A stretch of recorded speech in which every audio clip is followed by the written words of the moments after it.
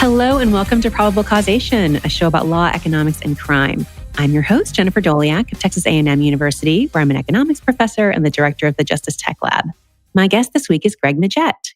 Greg is an assistant professor of criminology and criminal justice at the University of Maryland. Greg, welcome to the show. Thank you so much for having me. It's really exciting. Today, we're going to talk about your research on a program in South Dakota called 24/7 Sobriety, which aims to reduce alcohol-related offending. But before we get into that, could you tell us about your research expertise and how you became interested in this topic?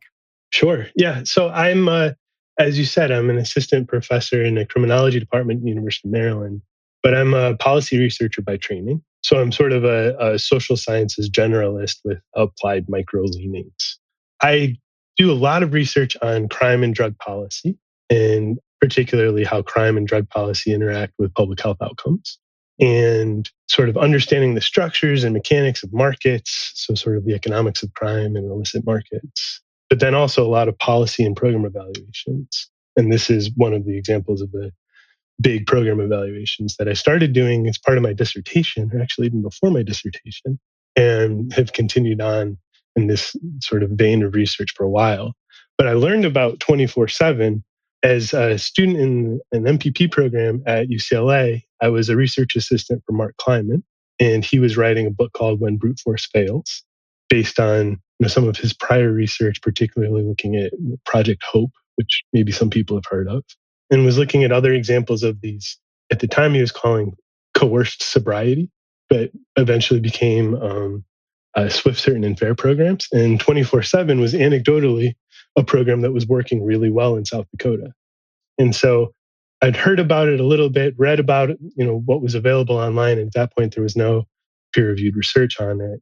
Then started at RAND as a grad student at Purdue in graduate school, and started working with Bo Kilmer, who won an R01 from NIAAA to study the program. And so that is sort of what we heard about it. And then I spent the next many years learning more and more and spending time in the Dakotas and Montana, actually observing how the program functions and eventually measuring whether it works or not. So your paper is titled Criminal Deterrence, Evidence from an Individual Level Analysis of 24/7 Sobriety. It's co-authored with Bo Kilmer, who you just mentioned, and it was published this past summer in the Journal of Policy Analysis and Management. So let's start with the basics. What is the 24/7 Sobriety Program, and who does it target? Yeah, so it was started as a pilot in 2005. It has a kind of pleasant, folksy origin story. There was a judge in a very rural county, in Bennett County, which is now, I think, Lakota Sioux County in South Dakota, named Larry Long, who noticed that he saw the same few people coming into his court on Monday morning. And it was guys that had gotten in trouble for drinking too much on Thursday or Friday or Saturday night. He said, if I can keep them from drinking, I'm going to keep them from showing up in court. And so he came up with this sort of what eventually became 24/7 as a sort of pragmatic way to not have to see these same people recidivating. And his idea was to test people frequently, basically twice per day, because for alcohol use, after they're rearrested for a DUI. So it initially focused on drunk driving. And actually, he focused specifically on people that had already had at least 2 DUI arrests. And they would test twice per day. If they didn't show up for a test, or if they showed up for a test and blew into a breathalyzer, a value anything other than 0, then they immediately go to jail, or typically overnight, sometimes maybe a little longer. And so that was the idea of the program, that when he eventually became Attorney General of the state and they were looking for solutions to drunk driving, which had, South Dakota is among the worst states in terms of drunk driving arrests per capita. They looked to this program, started it as a 5-county pilot, where they sort of picked a little bit randomly, not truly randomly, among the counties across the state, a couple big ones, a couple small ones, a medium-sized one, geographically dispersed. And then from that pilot, where results looked really good, it grew by word of mouth. So judges heard about this sort of funky program working well and started implementing it shortly after the pilot phase in 2005. But then by 2007, they got state funding. A law was passed at the state level that allowed for funding for any county that wanted to implement it to support that implementation. But at that point, it was basically statewide. They were just imposing regulations and consistency across the counties for what the program would be. And so this is a program, so it's targeting people who have a history of alcohol use that gets them in trouble. So it's the DUI arrest. That's right. And then this is basically an alternative to traditional supervision. How does it compare to what would have happened without it? Yeah. So the traditional supervision case in South Dakota was, and actually in a lot of states in the US, is regarding drunk driving and intoxicated driving, relies really heavily on the threat of a severe sanction to prevent, recidivism for drunk driving. So typically, if you're arrested for DUI, you're told not to drink anymore. You go through the judicial process and you receive a huge fine, potentially some time in jail. In South Dakota, the law is that for your third DUI, it's actually considered a felony. 3 DUI convictions is a felony. So again, very punitive, but it relies on the act of drunk driving to impose a sanction or to impose any sort of outcome. From sort of survey data, know that there's not a whole lot of power behind that threat of detection and punishment because AAA, which they say it's nationally representative, but I think AAA's survey was actually, so the Auto Club of America did a survey in 2014 asking whether people think they drove after drinking too much in the past year. And like 13% of people said yes. So that's a huge proportion of the population that thinks they drove drunk at least once. And that's imperfect. But we also know from more imperfect data at the national level, about 1 million to 1.5 million arrests occur for DUI. So not people, but arrests occur for DUI each year. So the detection rate is really low. And if the detection rate's really low, if you think about what creates a deterrent, it's the combination of, well, Beccaria said it was swiftness, certainty, and severity. And if something isn't very certain and the judicial process, the criminal justice process is really long and drawn out for good reason, then severity can be whatever you want. It still won't be very salient. And so that's what 24/7 sort of replaced, this highly uncertain but very punitive approach. And am I remembering correctly that this is, for most of these people, this is like pre-trial? Yeah, that's right. And that's shifted over time a little bit. And other jurisdictions have changed the approach to focus more on post conviction. But in South Dakota, it's largely a pretrial program. So you're arrested, you already have a DUI or some other offense that you've been convicted of in your criminal history. If you're arrested again, then the judge can put you on this program or a court officer can put you in the program. But generally, it is a pretrial program. Got it. And then the alternative supervision, you would still be correct that one of the rules would be that you couldn't drink, they just weren't enforcing it. Is that the way to think about that? That's right. Yeah, that's exactly right. So, and that's true for a lot of states in the US where lots and lots of places you're told that if you're arrested and serve, might stand trial for an offense related to drunk driving, you'll be told, or intoxicated driving, you'll be told don't drink and don't consume drugs. And so 24/7 puts consequences behind that order and enforces it, where most of the time it's not really enforced. Even when people wear, in a lot of jurisdictions, people are ordered to have a ignition interlock device on their car or to wear an alcohol monitoring bracelet on their ankle. Often the data are collected and then maybe observed and considered through court proceedings, but no action's taken until something bad happens, some criminal event occurs. Okay. And so you talked about this a little bit, but let's step through in a little bit more detail why we might expect 24/7 sobriety to improve behavior. What are the underlying mechanisms for change here? Yeah, so I'm tempted, since I'm in a criminology department and nominally a criminologist, that I should invoke theory. but, Go for it. but I don't want to. I think so. The program reduces complexity in a bunch of ways in terms of decisions that people face after being arrested for a DUI. So before you go to work and after you come home from work or whatever you do during the day, you blow into a breathalyzer and you pay $1 for the straw that you use. That's this consistent thing that occurs that's keeping you from drinking too much, right? And thus keeping you from driving drunk. And that way, my co-author, Bo Kilmer, refers to the program as losing your license to drink, where if you've shown up in the criminal justice system multiple times for drunk driving or for another offense related to alcohol or drug consumption, then you need to demonstrate through the logic of this program that you can maintain sobriety, not necessarily abstinence, but sobriety. And so once you establish that, the program even refers to it as graduating from the program, that you can get through some amount of time with basically only the threat of sanction. There's no other intervention as part of the program. And that sort of front loads and makes consistent a decision to not drink with a really punitive consequence, which might not be appealing for researchers or policy designers, but that's what they do. And that makes the decision relatively simpler than, well, I'm going to drink just to relax and maybe I'll have two. But then once you have a second, the third one is a relatively trickier decision because you're becoming inebriated and so forth. And so your ability to make good decisions might erode the more you drink. Whereas if you front load that decision and say, just don't drink at all, it's a simpler decision. And so that sort of, I think, is the mechanism behind how 24/7 is changing people's behavior.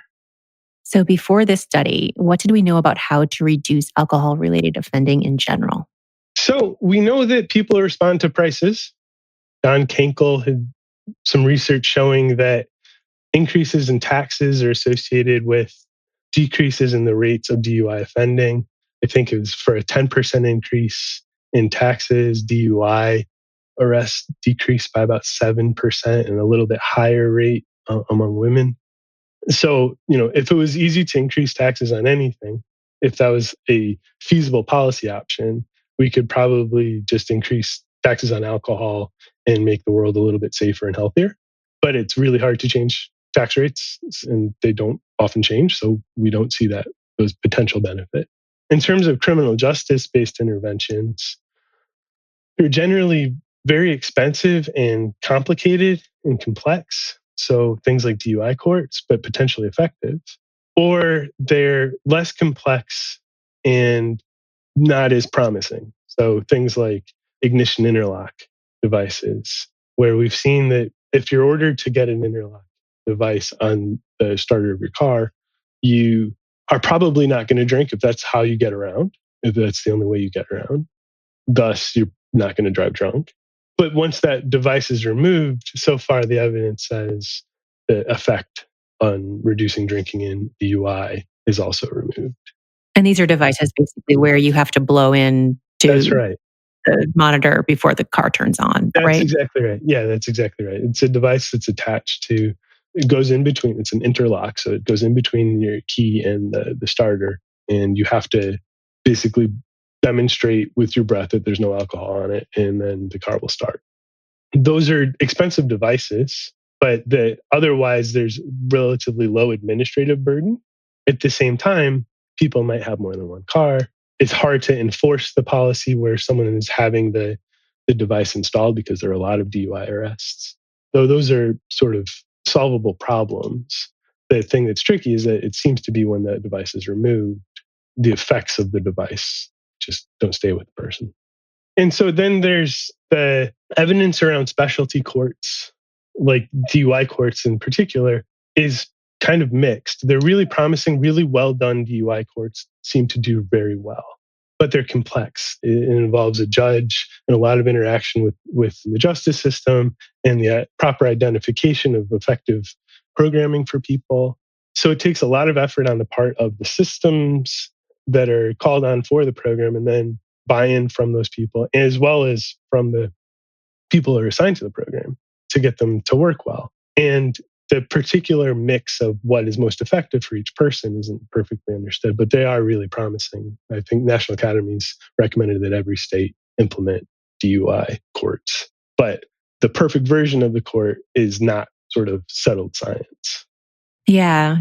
It does seem like there's very mixed evidence on those. And the sort of RCT level evidence, I know it's an older study now, but John McDonald and other former RAND employees did an RCT, and the program just didn't seem to work all that well. But it's been done many, many times in a lot of locations, and it's sort of up and down. Generally promising, but complex. And then Ben Hansen used a regression discontinuity and looked at the impact of a jump in severity of sanctions at the 0.15 BAC level in Washington State. So if you're arrested for DUI and your breath alcohol content is at 0.14, you receive one sanction. And then if it's 0.15, it gets much more severe. And so he, using some really cool detailed data, looked at that threshold and found that those who were just on the other side of it were less likely to recidivate for DUI in the future. So that means, punishment or the severity of punishment could be meaningful, right? That it isn't useless to be more severe. It's just, it should be done in a smart way. Right. So we're saying alcohol related offending, since we're trying to stop people from drinking too much, obviously that's going to be most salient when it comes to DUIs, but alcohol is involved in a lot of different types of crime, right? So the evidence around the social costs of excessive alcohol consumption is kind of staggering to me, or it was when I first started studying this stuff. CDC had a report in 2016 that estimated the social costs of excessive drinking were on the order of $250 billion per year. 10% of that is borne by the criminal justice system. The rates of substance abuse or alcohol abuse or dependence in people involved in the criminal justice system are really, really high. Basically, people do a lot of really dumb stuff when they're drunk, right? Including committing crime. Yeah, people make bad mistakes when they're drunk, right? People that don't get in trouble normally, all of a sudden get in lots of trouble when they've had too much to drink. But one of the things that was surprising that I suppose we might talk about in a little bit was that even though this program 24/7 was meant to target DUI, the impacts of it at the community level from one of our earlier studies were seen in domestic violence arrests and in assaults and in traffic crashes. So there's like a diversity of impacts of reducing drinking among people involved in the criminal justice system. It's not just reducing DUI, though that's a big part of it. So what did we know about the effects of 24/7 sobriety specifically before you and Bo started this most recent paper? Yeah, so we had previously looked at community level outcomes. So when a county implements the program, what happens? The sort of count of events sort of analysis. And so prior to our first work, there were descriptive studies that were funded by the states of South Dakota and North Dakota. They didn't go through peer review. They might have left some opportunities untouched for sort of a stronger research design.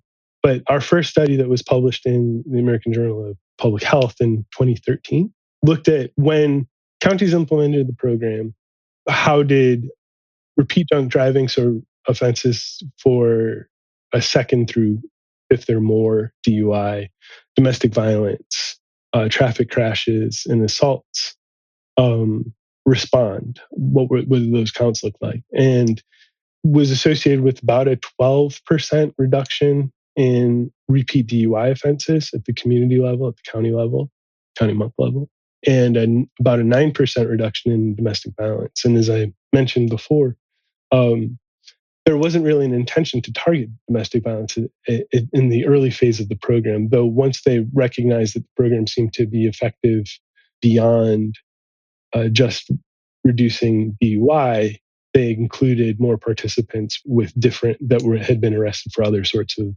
offenses that seemed to be linked to alcohol use.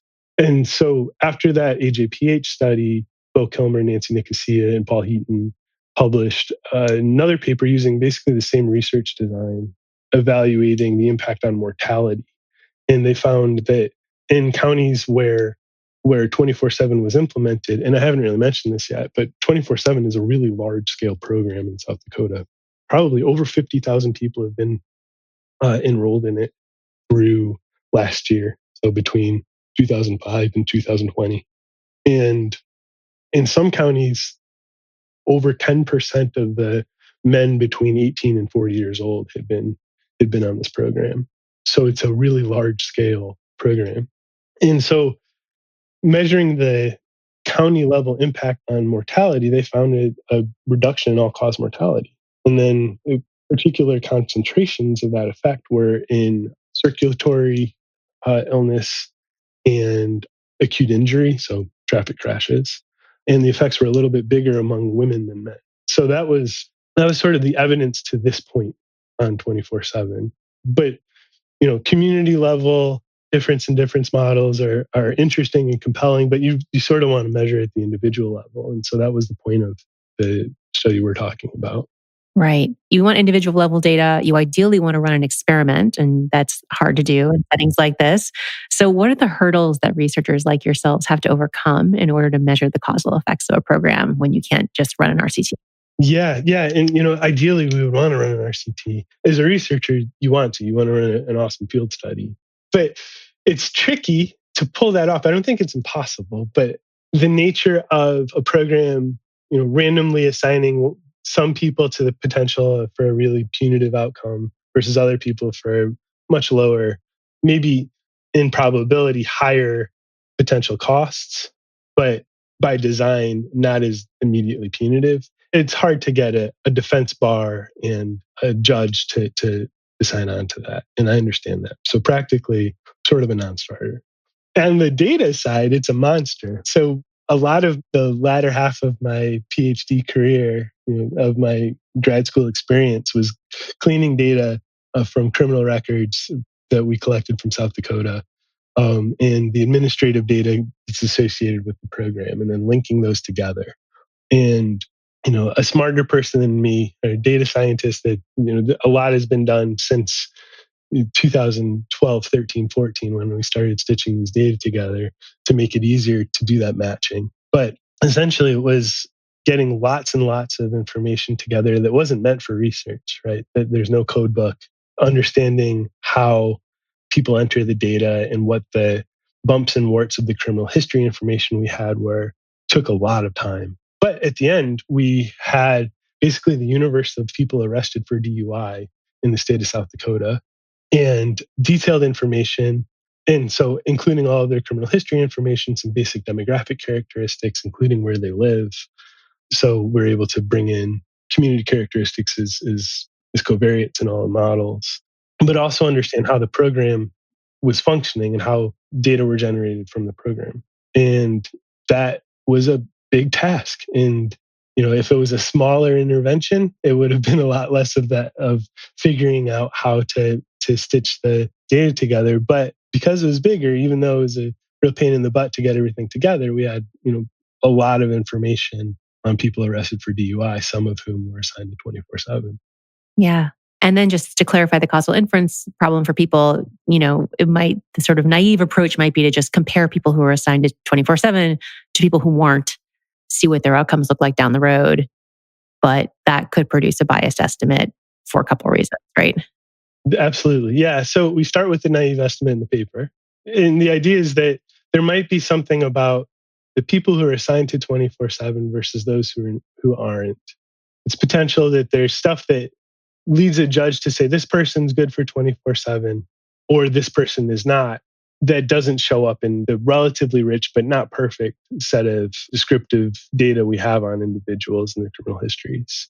So that leads us to think that there is a potential for selection, right? If there's problematic selection. And the intuition behind our IV approach is that the program did roll out in that sort of ad hoc word of mouth kind of way.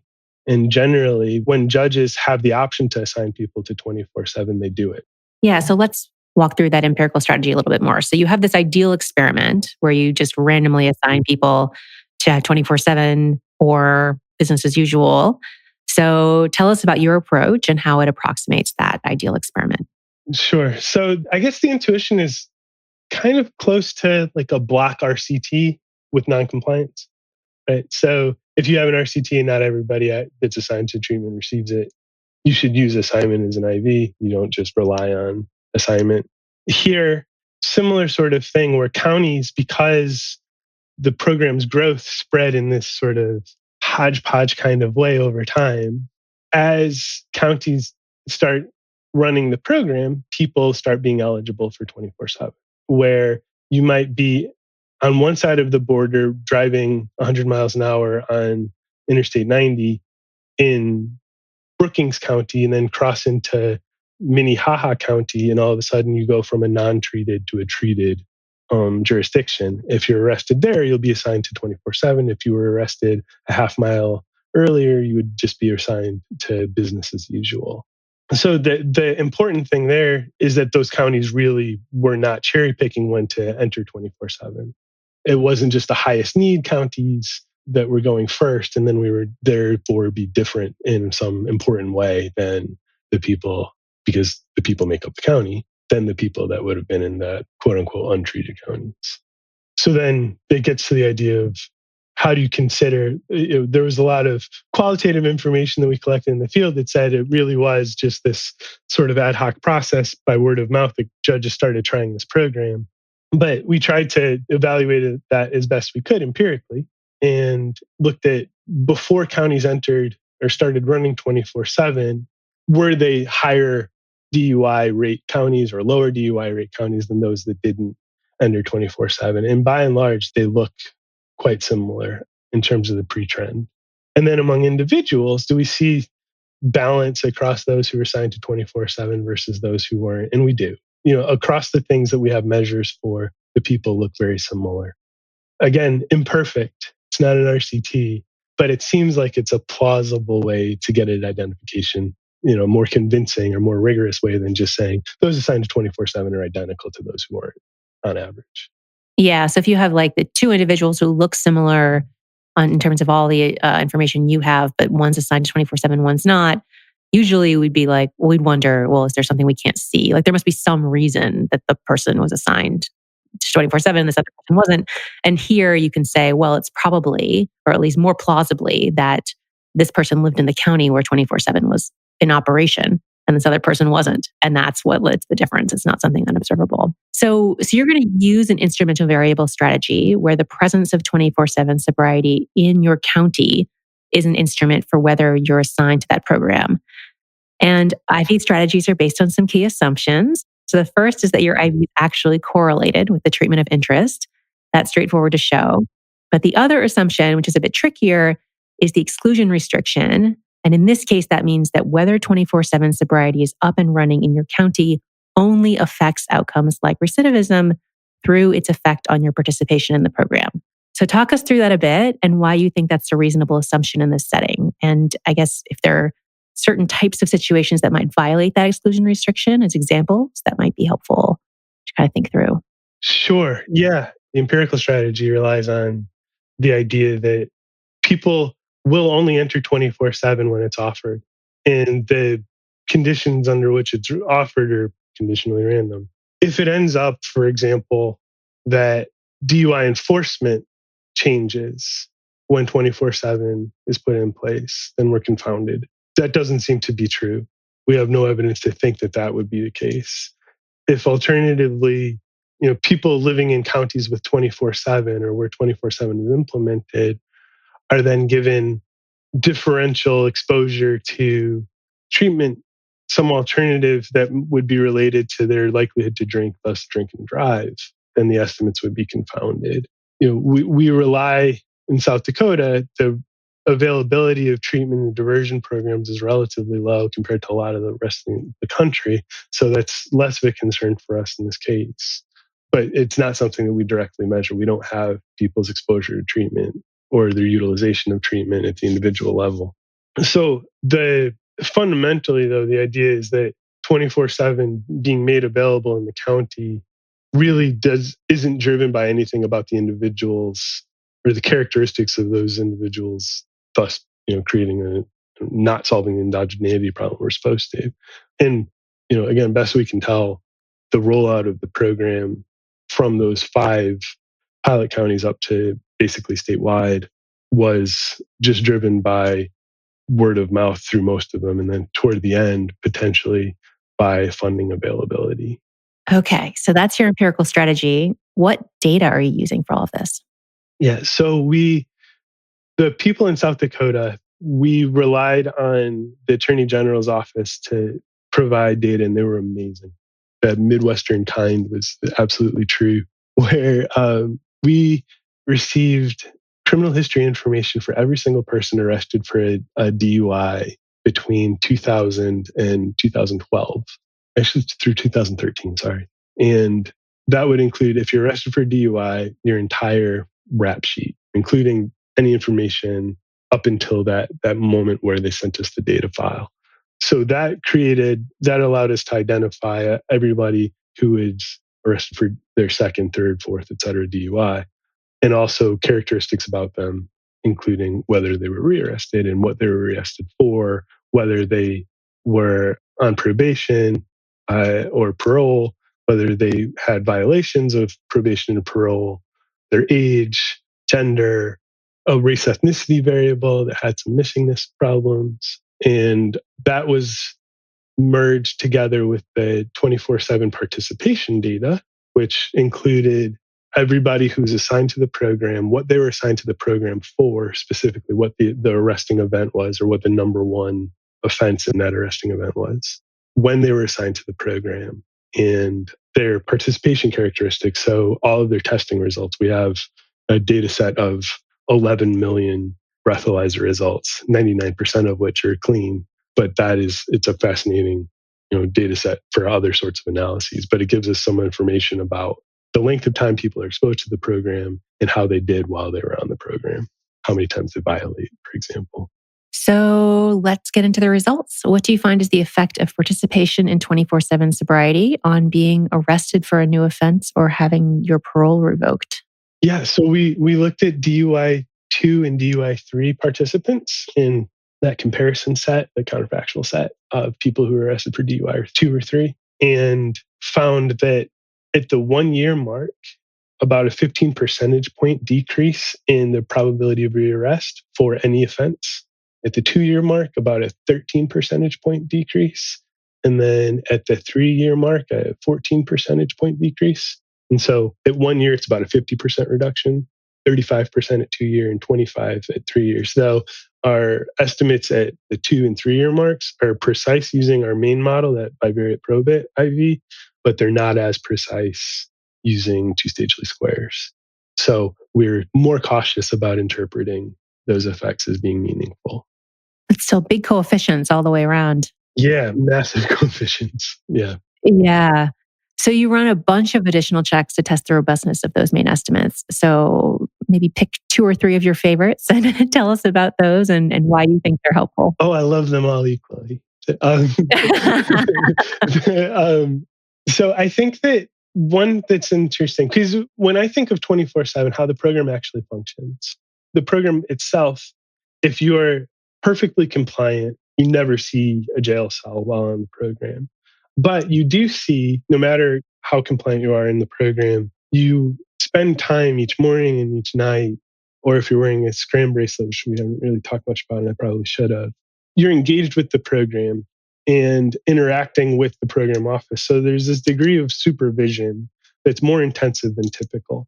And if that's crowding out other activities that might have been associated with drinking, then it's sort of like the pseudo incapacitation. We're just eating up a bunch of your time where you might have been doing something else, either productive or unproductive.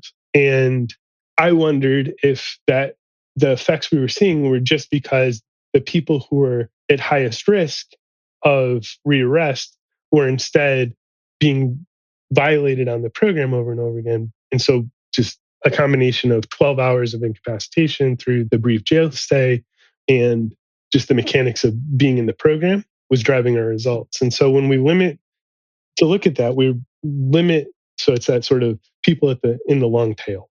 But if we cut them out and just look at people who are on the program for 2 years or less, which is still the bulk of the people, we see even bigger effects. So it's not just the people who are quasi incapacitated for a really long time that are driving the program's results. It's the effect is stronger among those who are compliant with the program and on for a shorter amount of time. So that to me is interesting about the mechanics, the mechanism by which the program is effective.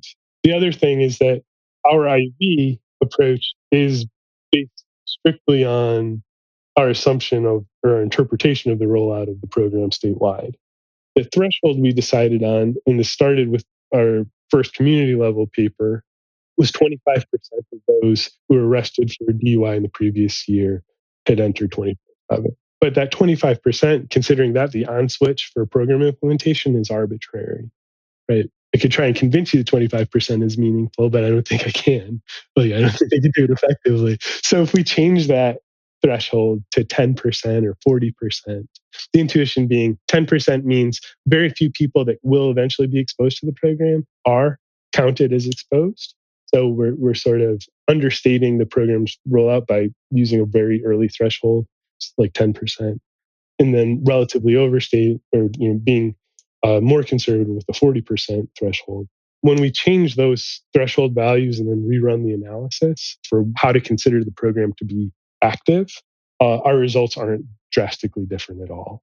So it's not, our results aren't very sensitive to how we define implementation in South Dakota. And so that, from an empirical standpoint, is reassuring. It's not just we're picking a magic number that where the effect is robust.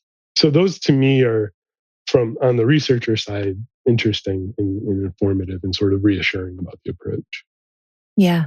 Then you also consider differential effects by type of initial charge. So whether it was someone's second or third DUI offense. So what did you find when you did that?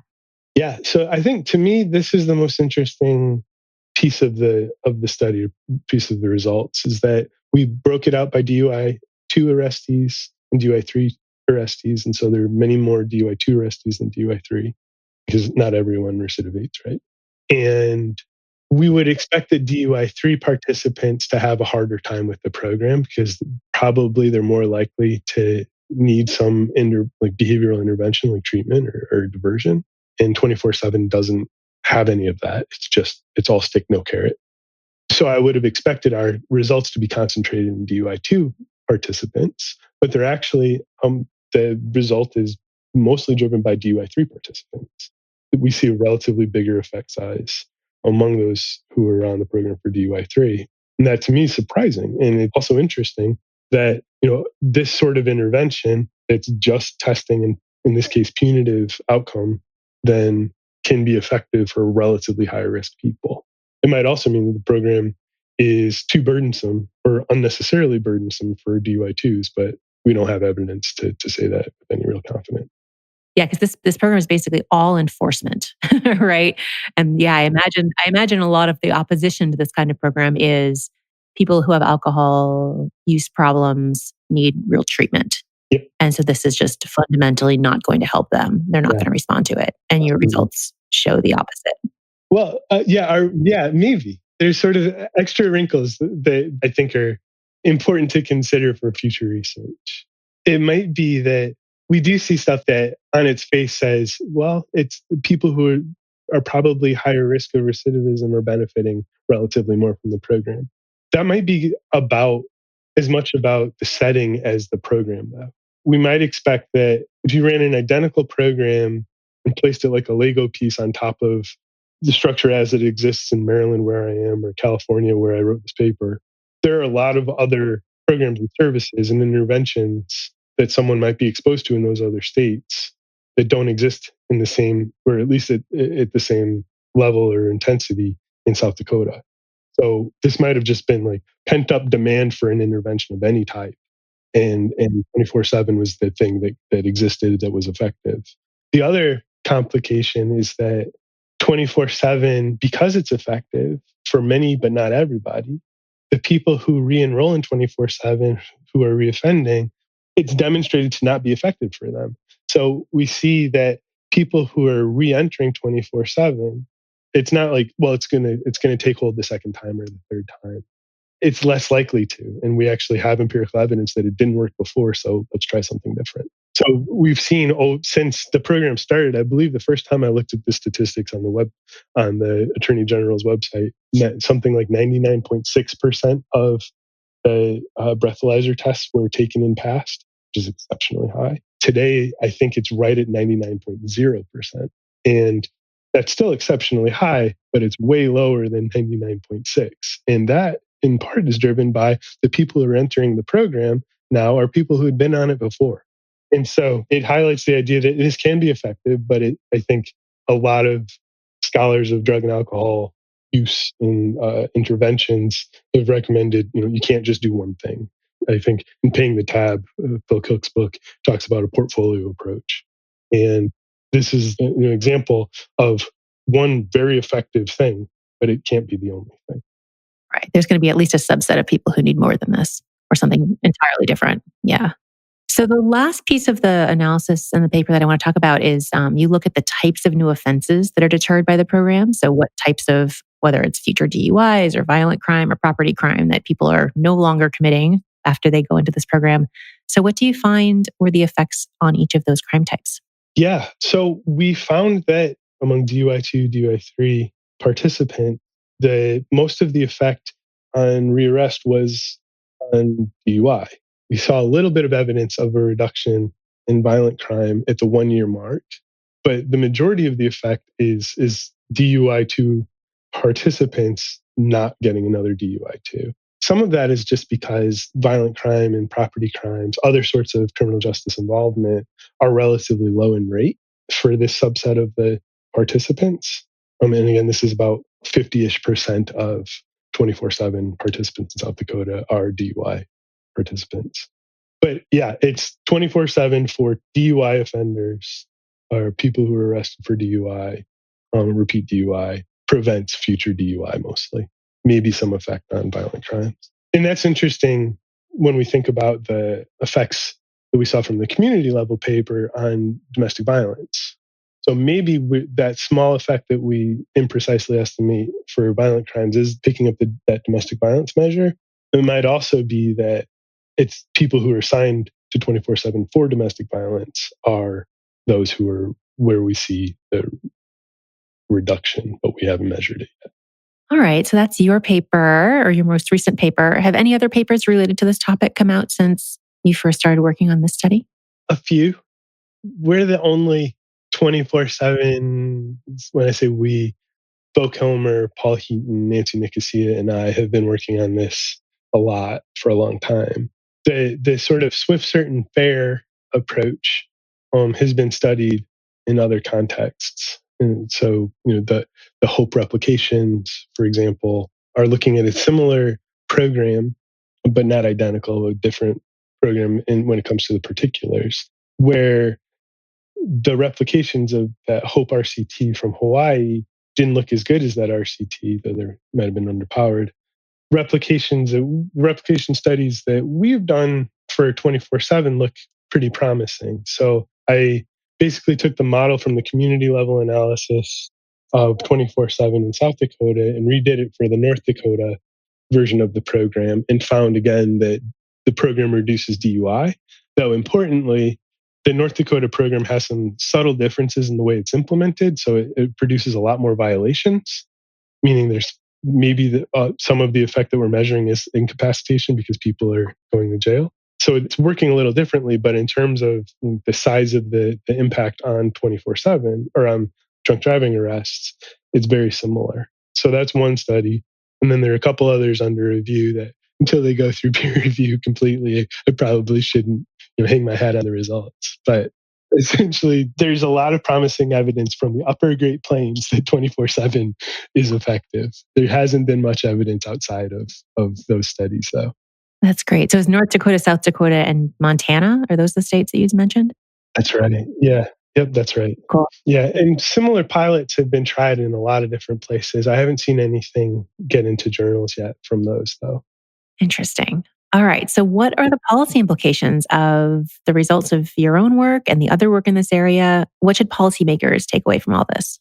I think that this provides evidence that there's a relatively low cost and low burden way to reduce drunk driving, to reduce intoxicated driving.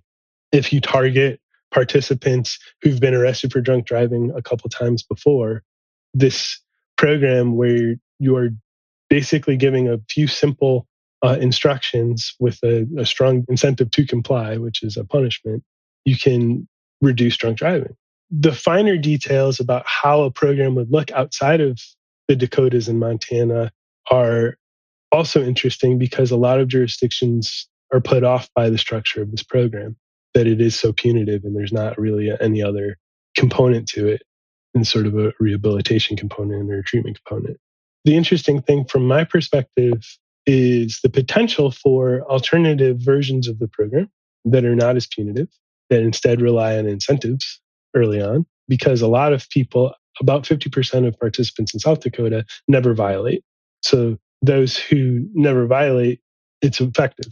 Those who violate once, about half of them don't violate again. So if we're able to structure a program that relies on incentives for early on, maybe we'll get similar results and not have to be punitive. Further, it provides data about people's ability to maintain compliance with an order not to drink. So an order not to drink and drive, practically, just by testing them and looking at the information with a threat of punishment. And if they're not able to comply with that, you can ratchet up services and you can prioritize who should receive those services. So Angela Hawken referred to that as a sort of behavioral triage model, where we can use information generated from the program to sort people into other sorts of interventions as appropriate. And that hasn't really been done yet. So I think there's a lot of evidence that the program is promising, and then there's a lot of potential for the mechanism that the program uses to be effective in some other ways. And so speaking of that, what do you see as the research frontier here? What are the next big questions in this area that you and your colleagues will be thinking about going forward? So related to the idea of using incentives or positive reinforcement rather than sanctions, can we find the minimum effective sanction, or would a reward structure work? And since this program is reaching people who might not have much contact with the criminal justice system, can we use it to combine other sorts of interventions or services? We haven't really looked at whether 24/7 or a program like 24/7 can be combined with treatment or help with the sort of risk and needs assessment in an empirical way that's different than a reliance on a survey and criminal history information. So how do we use the information that's generated by the program to figure out more effective, more complex, but more effective interventions for people that keep showing up in the criminal justice system because of their drug or alcohol use? My guest today has been Greg Midgette from the University of Maryland. Greg, thanks so much for talking with me. Thank you so much. It's been a pleasure.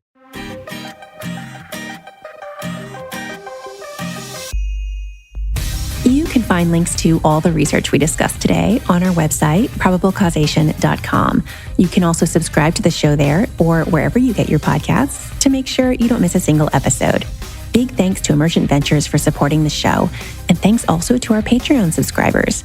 This show is listener supported, so if you enjoyed the podcast, then please consider contributing via Patreon. You can find a link on our website. Our sound engineer is John Kerr, with production assistance from Haley Griesaber. Our music is by Werner, and our logo was designed by Carrie Throckmorton. Thanks for listening, and I'll talk to you in 2 weeks.